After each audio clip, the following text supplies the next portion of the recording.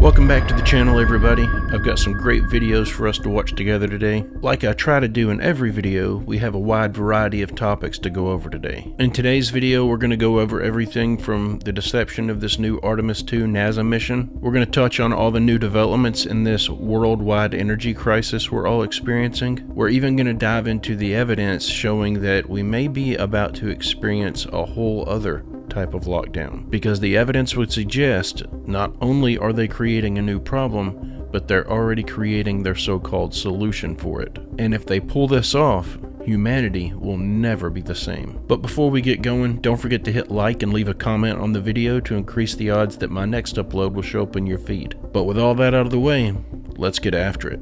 Something is going on with CERN again in 2026 this year, and people are starting to notice that the same pattern that's happened every time they fire that machine hub. CERN isn't just a science lab, it is the most powerful machine on Earth. They literally smash particles together at near light speed to recreate conditions right after the Big Bang. Physicists at CERN have openly talked about the possibility of extra dimension, parallel universes, and something called the Higgs field, which some scientists believe holds reality itself together. Think about that for a second. If you're smashing particles together with enough energy to mimic the birth of the universe, and you're studying other dimensions, how do you know you're not opening something instead of just observing it like a portal? And people who live near CERN have reported strange stuff in the sky and all kinds of crazy sound when the collider is active. And there has been recent CERN activity, and people are already saying that time feels faster and reality feels off. Whatever they're doing over there, they are literally messing with reality itself. And the only little evidence we have that they're messing with things and actually changing is Mandela effects. It seems like each time they fire up that machine, new Mandela effects pop up. I know I've mentioned this once before on the channel, but if any of you have not seen or heard of the YouTube channel AOC Network, I cannot suggest enough that you go watch his documentary that he made that's explaining where he thinks the Antichrist will come from. I think it's called Rise of the Antichrist. But listen to his theory on how he believes that CERN and the Large Hadron Collider could actually be what opens the doorway for the Antichrist to physically arrive. And the guy comes to this conclusion using scripture. His entire theory is based off of what the Bible actually tells us about the rise of the Antichrist. But if you haven't seen that video, I highly suggest that you go check it out. I plan to be exploring this idea more here in the future, and while discussing it, I'll likely make reference back to this YouTube video multiple times. But some of the things that we'll get into talking about this subject are going to sound pretty crazy. But if you go watch that video, you'll see it's not crazy at all. It's actually one of the most convincing arguments I've ever heard. SpaceX just officially filed their plans to launch 1 million satellites into Earth's orbit, and no, they are not going to be for internet. So literally right now, there's about 15,000 active satellites orbiting Earth, but SpaceX owns around 9,500 of those. So obviously a majority of them. And they have now just officially filed paperwork with the FCC to add 1 million more, and it's not going to be for internet, and it's not going to be for communication. It's going to be for AI. SpaceX now wants to build the world's first orbital data center, which would be 1 million satellites running artificial intelligence in space. In the actual filing itself, SpaceX said that this would be a first step towards becoming a level 2 civilization, which is a civilization that can harness the full power of its own star. Okay.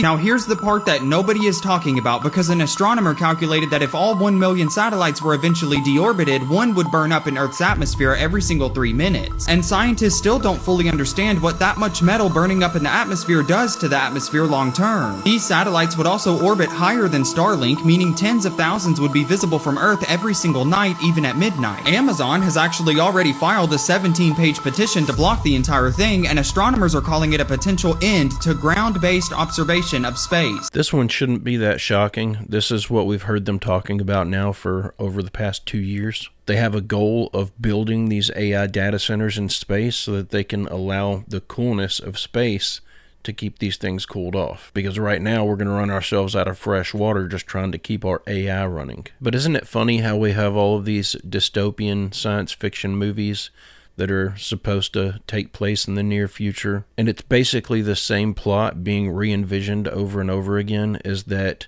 AI has spiraled out of control and it's completely taken over humanity. And then right here in reality, we see these guys coming up with these grandiose plans to basically outfit the entire earth with technology. But they create these news stories to spread the word about what they're planning for the future, and then to give their readers some sort of visual reference for what's being discussed in the article. They'll create these computer-generated images, and if at any moment they stopped and looked at the images they were creating, they would realize these images look very familiar, because they might as well be screenshots from one of these old sci-fi movies. Movies that I think most of us would agree were made as a sort of cautionary tale, as a warning. But we're humanity. We don't like being told what to do. We don't like being told to be careful. That will allow them to connect your brain to a computer and AI. Now, they're not telling you the downside of that. They will have direct access to your thoughts. Once they get access to your brain, to your very thought life, which is really the last frontier of privacy, you give that up, it's game over, and that's what they want. But they said that they can not just monitor your thoughts, they could delete your thoughts. And they're actually promoting that as a good thing. Watch this, you know why? PTSD or depression. Wouldn't you like it if you just get this brain chip? Then we could just go in there and find that bad memory that you just can't stop thinking about and making you depressed, or your PTSD, you're freaking out over that horrible scenario. We'll delete it. What else are you going to delete? Once you give them access, it's that. The other thing is, I kid you not, they say that we could also insert thoughts. And you will think that's your thought. It's so wild to think about that and the ethical implications and how you even monitor that. Well, to use the term, it's a perfect crime, but it's also perfect control. Isn't it funny how the only people who will really be worth saving, the people who still have a heart and a soul and a mind of their own, isn't it funny that those are the individuals they will intentionally stomp out first? They're going to roll out this Neuralink, give everyone the option to go get it, and then after they've got a certain percentage of the population using it already, they'll be able to tell everyone that it's mandated to get one. And at that point, there won't be that much resistance, because most of the population will have one already anyways. And at first, we know they'll be careful. They won't allow any widespread issues to be spread into the public. They need it to appear safe and effective. But then the moment they've got the percentage of the population that they so desire all loaded up with these Neuralinks, at that point on, they'll be able to literally do anything they want. And they won't even have to hide the potential dangers of it anymore, because everyone's already got it. What are you going to do? Grab a pair of pliers and pull it out yourself? It's attached to your brain. But the guy in this video is absolutely right. If we allow this to happen, this is literal game over. I want y'all to look at this picture, okay? Just look at it real good. That is not AI. That is not fake. I have ran it through the AI, check, whatever. It's a real photo. Now, when I asked ChatGPT, what's going on here? Of course, ChatGPT verifies that it's real. And they say that it looks like this because they're fueling up the Artemis 2. Really? Look at it! I mean, it looks like a giant inflatable. Are you kidding me? Now, wait a minute. Check this out, too. There's this another interesting point. So we went to the moon today, apparently. But I have something I need you to explain to me. I'm going to show you a video, and if you could, let me know in the comments below what you think is happening right here.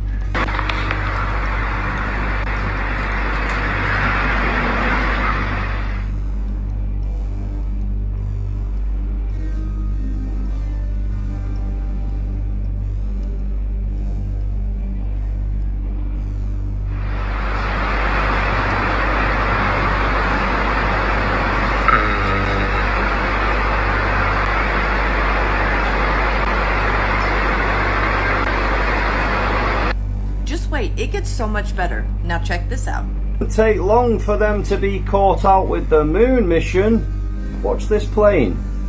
Did you see that? Watch this again. Watch the plane. Yeah, sure we went to the moon. Okay, this is their, they're in their capsule flying up. Oh, wait a minute. Wait a minute. Who's that guy in the background on the right? So we've got new footage of these baskets. Again, I don't know. I don't know who was in them. I don't know who would be in them. Check it out.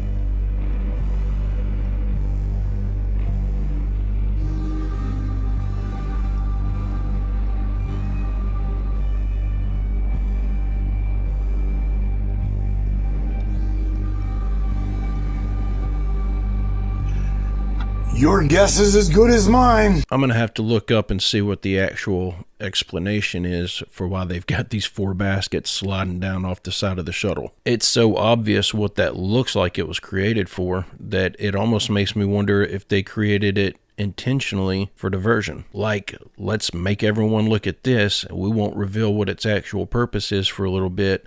And then whenever the heat's died down, then we'll reveal some logical explanation as to why that was on there. And then because everyone's focused on those baskets, they don't see any of these other glaring issues. That's what I think is going on. But we're only about a day into this so far. You know there's going to be some better footage. And they've already started showing videos of them playing with their iPhones in the shuttle, tossing them back and forth to each other. So they're trying to highlight the fact that they have their iPhones up there for some reason. So I'm betting all of the best footage that we're going to get, some of the most convincing footage, I bet you a lot of that is intended to come from their iPhones. And that could simply be that it's easier to hide artifacts from computer-generated images when you're dealing with a lower quality video. But what do you guys think? The ghost tapping scam. So what is ghost tapping? Ghost tapping is a silent scam. That's what makes it so dangerous. We all carry our, wallets around. Ladies, my wife and my daughter have one of those kind of wallets on that stick to the phone case. And we try to hold on to our credit cards and our debit cards for dear life. We don't want anybody going near it. Obviously, once they get it, they can steal all your money. We cancel our cards.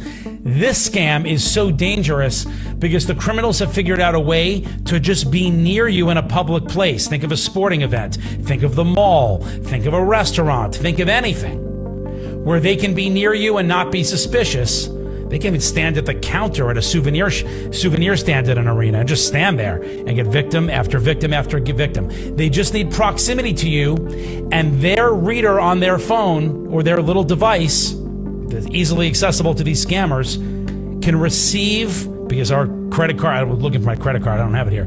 Our credit cards are transmitting, and they can pick it up and hack right in and get your money. Here's how it works. Clip 9. Ghost tapping is where an individual can come up and steal your credit card information if they're close enough in proximity. So this can happen in a lot of heavy transit areas like airports. It provides people, criminals, an opportunity to walk up and use either an application on their mobile device or like a mobile electronic device, and they can steal your credit card information. The fraud targets NFC or near field communication technology in credit cards and mobile wallets. Cybersecurity strategist from GuidePoint Security, Brian Ledbetter, says you can protect yourself by turning on transaction alerts for your credit cards, also using phone wallets, and locking your phone and your phone wallet when they are not in use. For credit cards, he says you can also buy radio frequency identification protection sleeves to prevent people from stealing your information. Ghost tapping is essentially robbing people blind.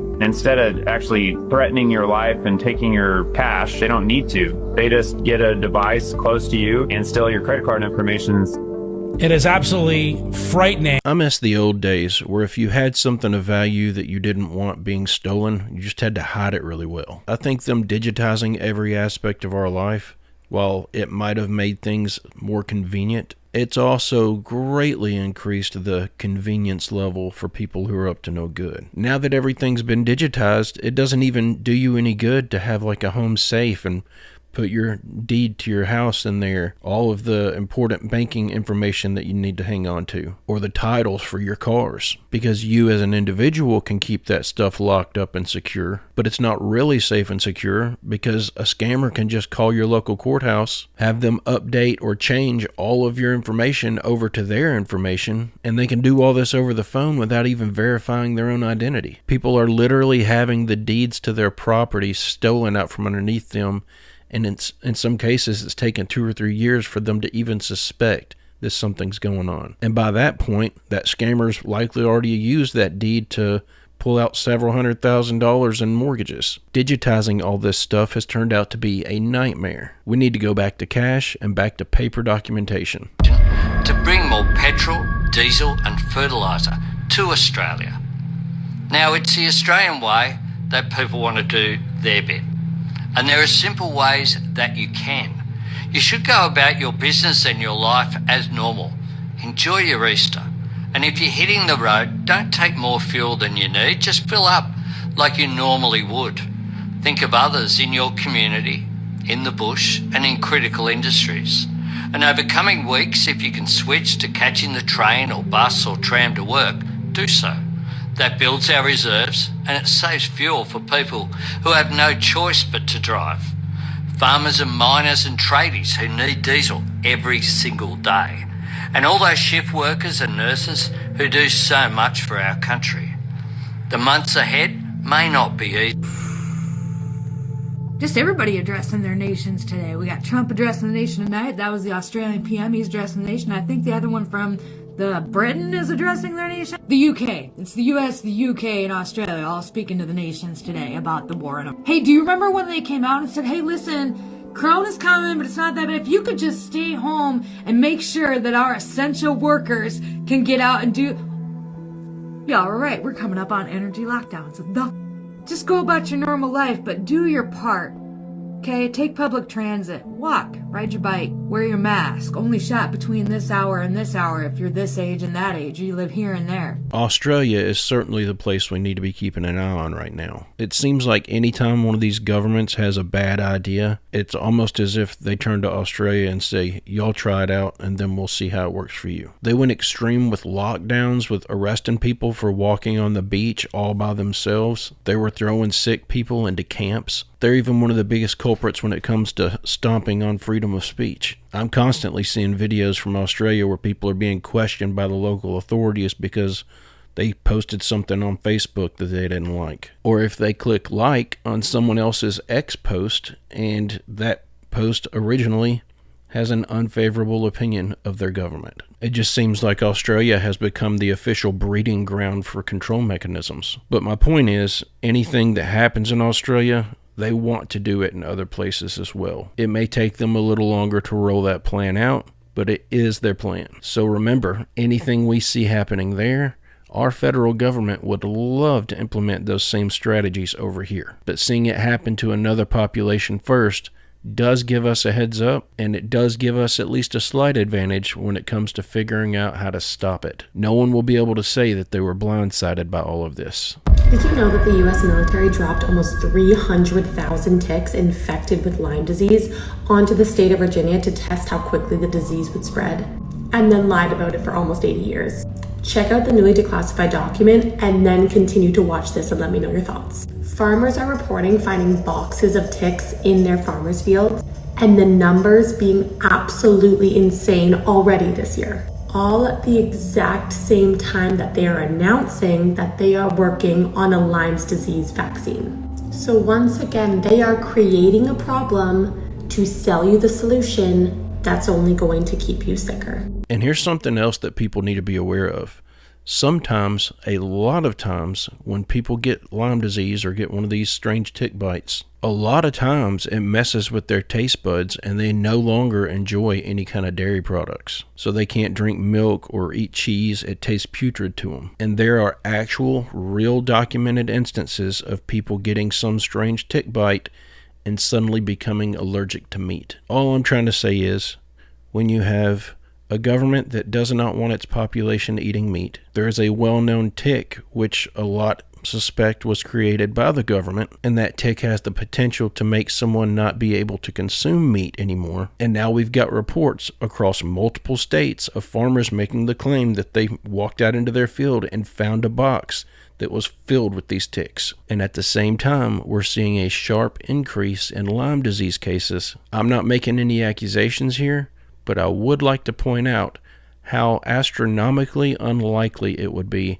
for all of these individual things to not only be playing out, but to be playing out in the same time frame. It just seems to me that there's way too much here for this to be looked at as just a coincidence. What do you all think? Do you know the correlation between ticks, Lyme disease, fuel shortages, wildfires, and weather manipulation? Weird, right? Stick with me here. I want to point out first that we are at this point because of this organization who is creating this whole thing. And guess what? It's only 3.5 years away until then. So, we have Lyme disease. We have a Lyme disease vaccine that was approved. Well, we could follow the pattern. We know the shot from years ago was developed before the disease. It's a proven fact. Then, they infested the population and crippled the economy and people's lives. Now there are reports that farmers are finding boxes of ticks in their fields. Wonder why? We have wildfires in Nebraska destroying land that feeds you and your family.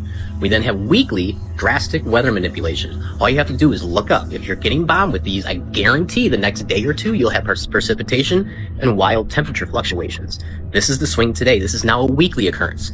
You may say again, who cares? Well, when they manipulate the weather to go up and down 45, 50 degrees week after week, you're messing with a natural growing cycle of crops right in time for spring. And now the war in Iran to deplete all the oil.